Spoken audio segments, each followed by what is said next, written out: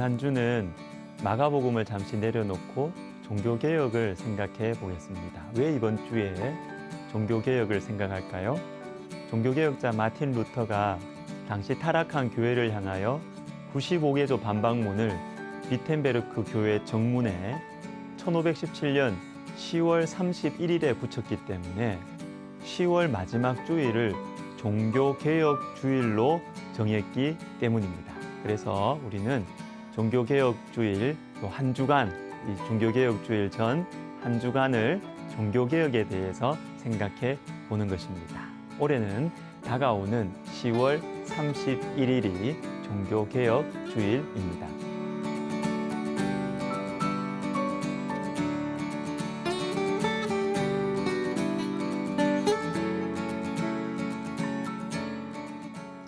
오대솔라라는 말을 들어보셨지요? 오대솔라, 종교개혁자들의 공통된 5가지 개혁의 원리. 이 오대솔라는 오직 성경, 오직 그리스도, 오직 믿음, 오직 은혜, 오직 하나님께 영광입니다.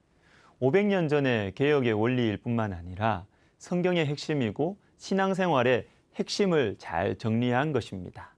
오대솔라를 하루에 하나씩 간단하게 생각해 보겠습니다.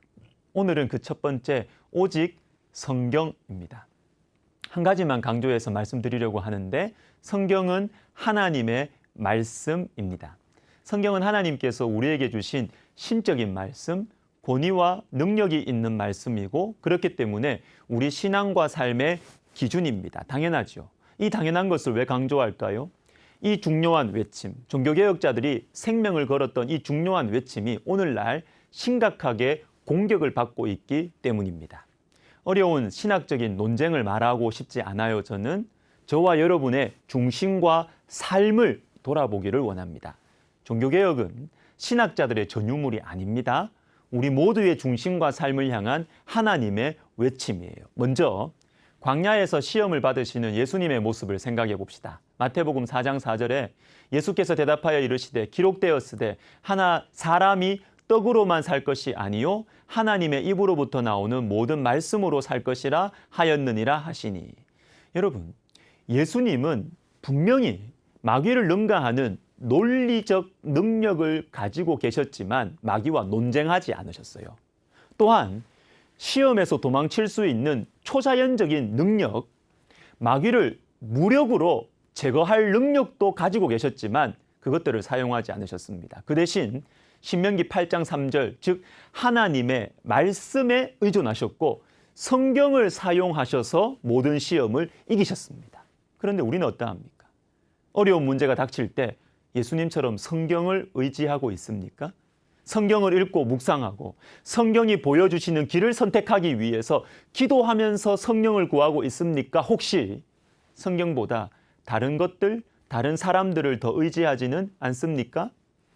에스겔 2장을 보겠습니다. 하나님께서 에스겔 선지자에게 말씀을 먹으라고 하십니다. 2장 7절, 그들은 심히 패역한 자라. 그들이 듣든지 아니 듣든지 너는 내 말로 고할지어다. 8절, 너 인자야, 내가 내게 이르는 말을 듣고 그 패역한 족속같이 패역하지 말고 내 입을 벌리고 내가 내게 주는 것을 먹으라 하시기로. 그런데 왜 말씀을 먹으라고 하실까요? 에스겔이 감당해야 하는 사람들이 심히 패역한 자들이었기 때문입니다. 아니, 심히 패역한 자들이라면, 너무 악한 사람들이라면 이 사람들을 확실하게 통제할 수 있기 위해서는 좀 강한 힘이 필요하지 않을까요? 좀 강한 무기가 필요하지 않을까요? 그런데 주님은 말씀을 먹으라 이렇게 말씀하십니다. 또한 에스겔, 너 자신이 패역하지 말고 말씀을 먹으라 이렇게 말씀하세요. 에스겔도 죄인이거든요. 여러분, 우리는 착각하시면 안 됩니다.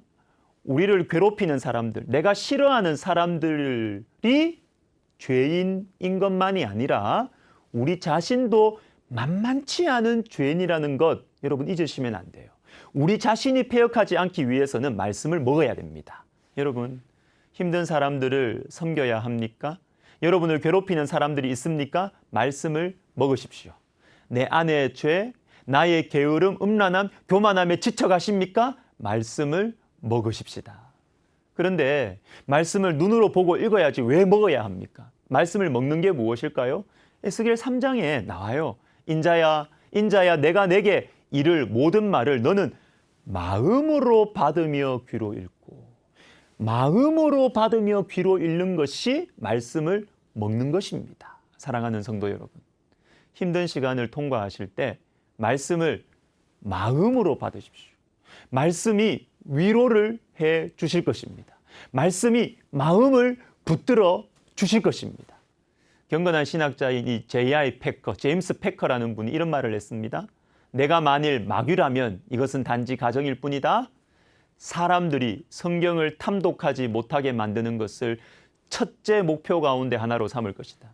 성경이 하나님의 말씀이라는 것, 그리고 성경이 하나님을 알고 사랑하고 섬기도록 사람들을 가르친다는 사실을 알기 때문에 가능한 모든 수단을 동원해서 성경을 영적 함정들과 가시 울타리들과 덫으로 성경을 둘러치고 사람들을 협박해서 성경에서부터 쫓아낼 것이다.